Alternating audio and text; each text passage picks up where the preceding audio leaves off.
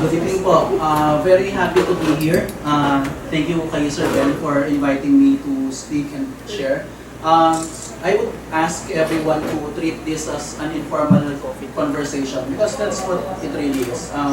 I came here to meet new people and to share my insights about search engine optimization. Pero the one thing that I want to do tonight is not to make this a very technical presentation. Granted, SEO has its technical side, but a lot of what SEO is right now also happens in the marketing and the content side. And that's what I want to talk about tonight. Kasi feeling ko, mas malaki talaga yung impact nun in terms of experiences with my own website and with the clients of my website. More than technicals, more than techniques, talaga. Real world influence building has helped us drive businesses, big and small, sa search engine optimization.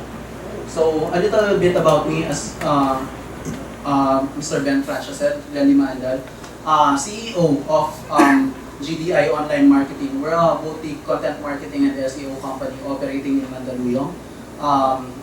We started in 2014 and magwa 1 year na kami sa May 15. And the company in that short amount of time was able to establish itself as one of the leaders, I would say, sa local SEO. And currently, within 11 months, it's been valued at more than 6 million pesos. So I think we have a good start sa company namin. Currently, I'm also the online marketing manager of Emerson Electric Company. It's a US-based company, Fortune 500. It's worth $25 billion. Pero last day ko na sa kanila sa April 30th dahil feeling ko mas masaya maging digital. Mas fulfilling siya. So, sino dito ang nag-SEO? SEO specialists, meron ba? One lang? Wala? Sino dito ang may online businesses na meron SEO strategy naman na ini-implement? Involved kayo? Wala? Mahirap yun. Kasi, Google pa rin ang number one driver na qualified traffic sa website. So, kung wala, mag-isip-isip kayo. Yun ang yun yung advice ko. Pero for the most part, I have observed that companies are very interested in SEO even if they're not engaged in it already. Kasi since the dawn of the internet, ang number one driver ng online activities is search engine optimization. As a matter of fact, about 95% of online activities begin with search. Bakit? Kasi tamad ang mga tao. Ayaw nating mag-browse, gusto natin, type natin, enter, ibibigay na sa atin yung selection. Di ba? And ergo, it translates into business success. Kasi nga naman, kung nagbebenta ka ng sapatos at nag-enter ng men's shoes, ikaw yung nasa taas, ikaw ang unang makaka-click. Kumbaga sa mga salesman, may first, may dibs ka sa first opportunity to talk to the person before the person grows weary of browsing among the selections. Pero here's the thing, sa Pilipinas, I feel, and I'm sure Ben would agree with me, na medyo backwards yung approach natin sa SEO. We put the cart ahead of the horse, I would think. Kasi, ang palaging iniisip ng mga tao sa SEO community, and I am very much exposed with the SEO community because I'm currently serving as the Vice President of SEO Organization Philippines, which has about 4,000 members. They're always looking for the next big technique na pwede nilang maisahan ng Google para mag-rank sila. Pero ang Google, hindi ganun ang mindset. Ang Google, with Google, pag nag-rank ka, it doesn't mean you're good. The reality is, you should rank because you're good. Di ba? Gets nyo yung pinagkaiba? Hindi dahil nagra-rank ka, magaling ka. Magra-rank ka dahil magaling ka. Anong pinagkaiba nun? Maari kang mag-rank gamit yung mga unethical na techniques like building up on backlinks, medyo questionable na content, dinalaki lang mo lang yung website mo, maraming cloaking and spamming techniques, magra-rank ka nga naman. Ibig bang sabihin nun magaling ka? Hindi, madaya ka lang. Magaling lang madaya. Pero, ano ang essence ng pagrarank talaga? At kailangan natin isipin, ano ang essence ng gustong gawin ng Google at ibang search engines? Gusto nilang ibigay yung best user experience possible. Because if you take away your digital marketing agendas and think along the lines of a normal user right now, ano bang gusto mong mangyari? Pag nag-search ka ng isang query, gusto mo yung best result ang mapunta sa taas. Tama, hindi? Tama, di ba? Pag hindi, mag-isip-isip ka. Gusto mo yung best na result. At yun yung gusto ng Google i-reward. So, ang palagi kong advice sa mga clients na gustong mag-rank at tatanungin ako anong techniques, wala akong ibang sasabihin sa kanila. Kundi, I try to make your website better, and when your website is good, it's naturally going to succeed in the search engines. Don't try to outsmart Google. Isa sa mga pinalad kong mapuntahan nung nasa San Jose kami ni Sir Ben last month sa when I spoke at the Search Marketing Expo was Google Plex sa Mountain View, California. Alam niyo ba ilang PhD holder sa data na nag-specialize sa data retrieval, meaning the essence of search, ang nagtatrabaho sa Google, thinking every day of how to improve search quality and how to deny spammers and cheaters the ability to rank within their websites. There are at least 50 of them sa Mountain View pa lang. Sa tingin mo, kahit gano'ng katalino, kaya mong utakan yung 15 na PhD holders ng Google, some of the highest paid in the world? Siguro, mautakan mo sila once or twice. Mahuhuli rin nila. At pag na-penalty ka, katapusan na nung website mo, mahirap bumawi sa penalty, maaring years bago makabawi, o katapusan na ng website ng kliyente mo. The one thing that I hate about Philippine SEO right now is makapal ang mukha natin. Hindi natin pinag-eksperimentuhan sa kadayaan natin yung websites lang natin. Pati websites ng kliyente natin, pinaglalaroan natin. Naglalaro tayong ako'y. And that's a very bad sign sa international community. Why do you think na yung mga nagra-rank sa keywords like SEO Company Philippines, SEO Services Philippines, nagre-reklamo sila, puro barat yung mga kliyenteng nag-i-inquire sa kanila dahil nahanap sila sa keyword na yun? Kasi tingin nila, dahil Philippines, yung SEO service provider, cheap at madaya, dispensable. That's not the way that we want the local industry to grow. Dahil pag nawala na ang effectiveness ng Black Hat, ibig pang sabihin nun, wala na ang Philippine digital marketing industry. Huwag naman sana. Di ba? So as much as possible, I'm advocating cleaner, better, and more ethical SEO. Kasi ang SEO naman tungkol talaga yan sa talent. Kung wala kang talent, mandaya ka. Pero dahil kami, feeling may talent kami, doon kami sa di ba? Hindi naman sa pagmamayabang, matalino po ang Pilipino. Lamang po tayo sa sa mga Indians, I think, sa creativity. Magaling sila sa IT. They have very good institutions, pero I think very streamlined at process-oriented ang mindset nila. And Filipino creativity, I feel, is infinite.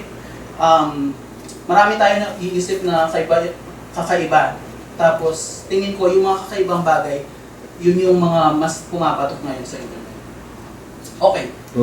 Ano ang brand? Sana matalo siya sa Pero, kung may isa akong natutunan kay Mayweather na ina-apply namin sa practices namin as an SEO service provider, hard work, tsaka dedication. Wala talagang kapalit na pagandahin mo yung website mo. Kaya hindi madaling mag-rank sa Google. Hindi lahat ng websites nagbibigay ng panahon at resources para pagandahin yung website nila. Nagre-rely sila sa cheap na SEO para mag-rank sila. Pero in the end, tatamaan sila. Mas mahalaga po ngayon ang mas may loyal kang following kaysa nagra-rank ka. Kasi fickle lang search results. Once na wala ka sa rankings, patay na ang traffic mo. Pero kung meron kang loyal na audience, ano man ang mangyari sa Google, mawala man ang Google bukas, may visitors ka pa rin, buhay ang online business. Okay. So, ano ang gusto kong iparating ngayong gabi? Simple lang. Digital influence translates into search engine success. Ganun lang talaga. Ano ang steps? Bilisan na lang natin, limited yung time. Number 1, dapat may knowledge ka. Be an expert in whatever it is that you do. In the same way na gusto mo, kung ooperahan ka sa utak, may alam yung doktor mo, o kung kahit albularyo pa yung puntahan mo, marami na siyang napalayas na masamang espiritu. Gusto mo, di ba, ganon? Yung may alam talaga. Mahirap pumunta sa vendor na walang alam. So, ang basis ng search engines, kung paano kanila irarank sa internet, yung ganda ng content mo, tsaka yung authority mo. And that can only emanate from your knowledge. Magre-reflect yan sa ganda ng content mo. Ngayon, kung nag-hire ka lang ng mga cheap na writer, tapos medyo ini-spin lang nila yung mga content ng ibang websites, mag-isip-isip ka. Ganun na lang ang gawin mo. Hindi ubra yun.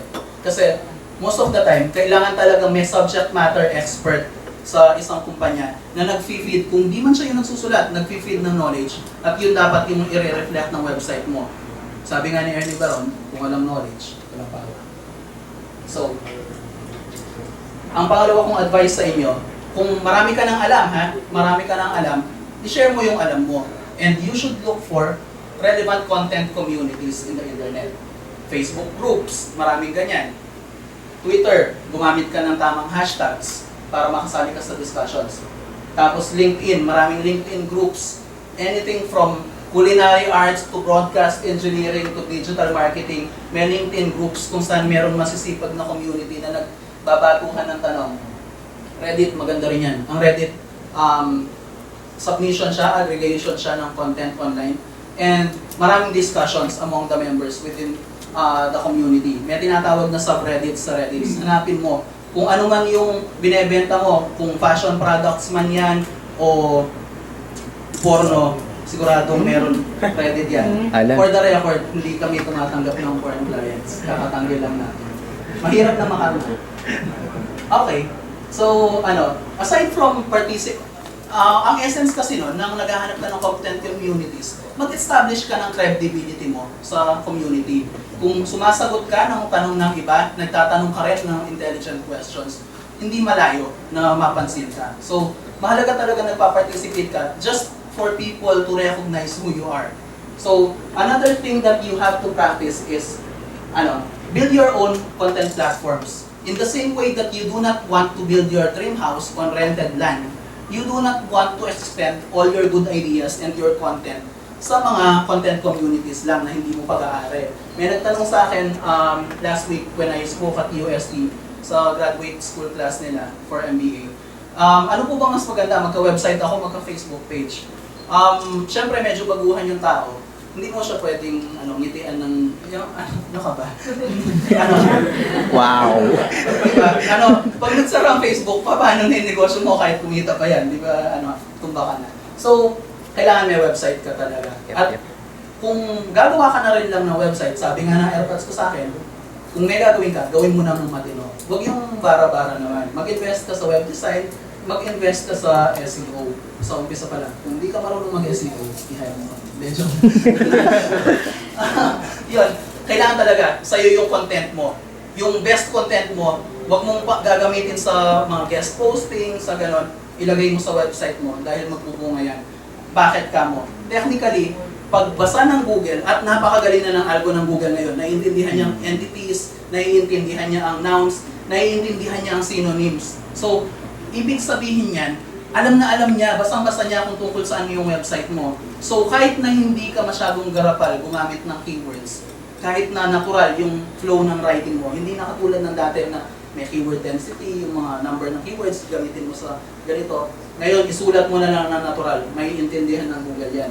So, mag-invest ka sa sarili mong content platforms, magtayo ka ng sarili mong website, ariin mo siya, ayusin mo, at doon mo i-propagate yung content mo. That's how you build influence. That's your opportunity to showcase your knowledge sa industry. Hindi lang sa labas, pati sa sarili mong website. Tapos, ito, mahalaga to. Based on my own experience. Kasi, you have to go out and identify the influencers. That's phase 1. And number 2, you have to influence the influencers. Bakit ko nasabi yan? Kasi, ang diwa ng Google, if familiar kayo sa PageRank algorithm, pag mas maraming authoritative websites, mas mataas yung PageRank nila na nagli-link sa'yo, mas mape-perceive yung website mo na authoritative, mas magra-rank siya. Pero sa totoong buhay, ang essence niyan, kung mas maraming eksperto at authorities na nag-acknowledge the knowledge mo, ibig sabihin, mape-perceive ka ng larger community as knowledgeable yourself. Tama? Nato na ba kayo? Isa sa mga turning points ko yan actually. Pangalawang try ko na to, na mag-venture out into doing my own business. Kasi dati nag-resign ako, tried to do my own thing. Feeling ko, ang dami ko nang alam sa SEO, pero wala talaga akong kilala. Hindi ako nagne-network. So, hindi lang sa kaalaman mo madadaan ng digital marketing. Actually, nung bata ako, ayoko yung notion na it's not what you know, it's who you know. Pero sa totoo lang, it's really more about who you know in business than what you know. Totoo yun. Hindi siya, it's not the most perfect thing in the world, but it's the case. It's an era where social skills matter more than technical knowledge if you're an entrepreneur. So, ano nangyari sa akin? Bakit mas successful itong pangalawa kong labas kaysa dun sa una? Nung pangalawa kong labas, mas marami na akong kilala na may kilalang mga sikat.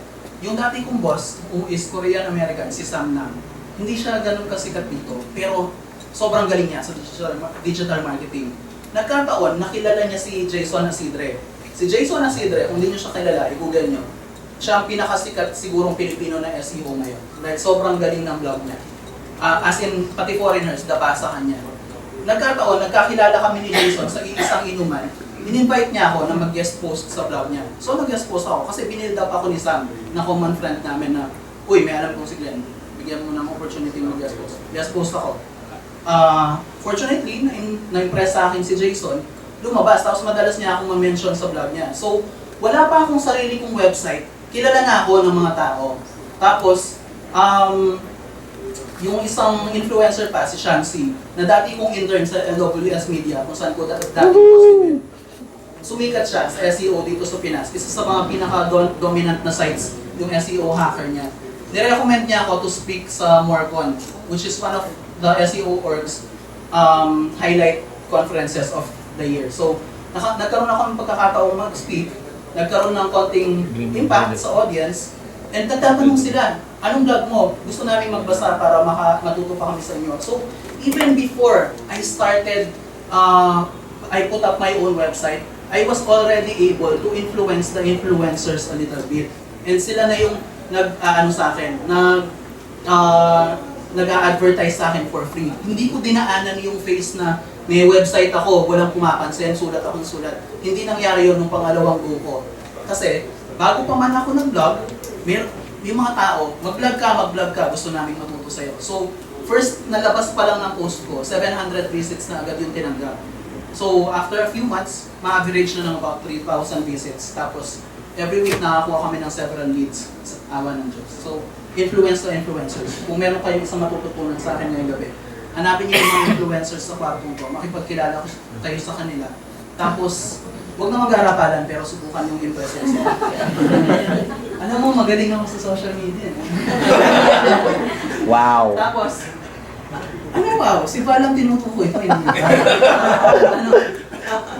Anyway, eto, mahalagang rin to, lalo na kung nasa corporate ka, dinaanan ko to. Huwag kang maging prisoner ng opisina mo. Maaring napakagaling mo, pero kung nakakaalam lang nun yung supervisor o manager mo, hindi ka magsasucceed as a digital entrepreneur. Lumabas ka, mag-participate ka sa forums, umattend ka ng conferences, mag-speak ka. Ang dami-dami kong kilalang sobrang gagaling na tao sa digital marketing, pero mukhang masaya na silang kumikita ng nung sweldo nila. Hindi ko sinasabing masama ang sweldo nila. Okay. Pero kung gusto mo ng unlimited earning potentials, walang katulad ng pagiging entrepreneur. Ganun na lang. Sayang yung skills mo kung if you use your skills to build someone else's dreams, that's a waste of skill, I would say. Build your own dreams with your own skills. Tapos, eto, tumanggap ka ng speaking opportunities. Huwag kang mahihiya. Huwag mong iisipin na baka mapahiya ako. Alam nyo, sino nakakilala kay Seth Godin dito? Very good, very good. Sino na nakabasa ng Lynchpin? Ikaw pa lang? Ako pa nag-recommend sa'yo? Yes! Hindi. Ayun. Kung hindi nyo pa po nabasa, hanapin nyo yung book niya, Linchpin, Are You Indispensable? I would say it's probably his best work. It's best, yung best work. Kasi, ang paborito kong chapter doon is yung about sa lizard brain. Alam niyo kung ano ang lizard brain? Yun yung primal na part ng utak nyo na hindi nyo pwedeng alisin. Pero kailangan nyo i-overcome. Bakit? Yan yung boses na nagsasabi sa inyo na, ay, ayokong mag-speak, baka mapahiya lang ako, mautal ako. Yan yung, ay, ayokong maging entrepreneur kasi baka pumalpak ako, hindi ako kumita ng 3 sunod na buwan. Pero ngayon, mamamatay ka ba? Hindi naman, di ba? May nanay ka pa naman siguro. Hindi ka mamamatay, di ba? Kapatid! May nanay ka! Kung may kapatid ka pa, kung ulila ka ng lubos, yun, tagilid. Pero, i-follow nyo yung example ni Carlo. Kahit hindi kayo kayang suportahan ng pamilya nyo, maghanap kayo ng Ben Francia sa buhay. Wow! Hindi kayo Wow! Okay, tumanggap kayo ng speaking opportunities. Dahil sa speaking gigs, magandang mag-network, pero iba pa rin yung nasa harapan ka. Kasi pag nasa harapan ka, nasa iyo yung attention ng lahat, mas madali kang tandaan. Ito pang tip ko pag nag-speak kayo, magsuot ka ng kakaibang damit. Yung medyo matingkad. Yeah. Alam mo ba? Kasi kahit malabo pa yung mata ng mga nasa likod, alam nila yung matingkad na damit yung hahanapin nila para mag-network sila pagbaba mo sa stage. Ganun. Hindi yun lahat. Meron ganito eh. I think yun. I'm not sure kung si Seth Godin, hindi, si Joe Politsky ng Content Marketing Institute. Laging orange t-shirt yung suit niya. Ayun. Mag-granting kayo ng interviews. Marami sa mga marketers mahilig mag-interview ng kapwa marketer. Ego bait kasi yan, pero mutual benefit sa inyo. Ma-introduce ka sa audience nila at mapapakita mo naman yung expertise mo. So, gain siya for both of you. Tapos, last part is be generous. Huwag kang mahihiyang magpasweldo ng tama. Hindi, joke. Huwag kang mahihiyang magbigay ng mga libre sa community. Alam niyo bakit? Kasi yung mga maliliit na bagay na yan, maaaring wala lang sa inyo, pero malaking bagay yan sa ibang tao. Isa sa, I would say, greatest hits ng blog ko in its first year was when I published blog post with a free download. Template siya ng proposals. Kasi marami sa mga SEOs natin, hindi sila writer or hindi pa marunong, hindi pa hasa sa business writing. So, gumawa ako ng template na fill upan na lang nila ng details ng client nila. Tapos marami ako nakuha feedback na nagpapasalamat, ng sincere nakaland ako ng client dahil sa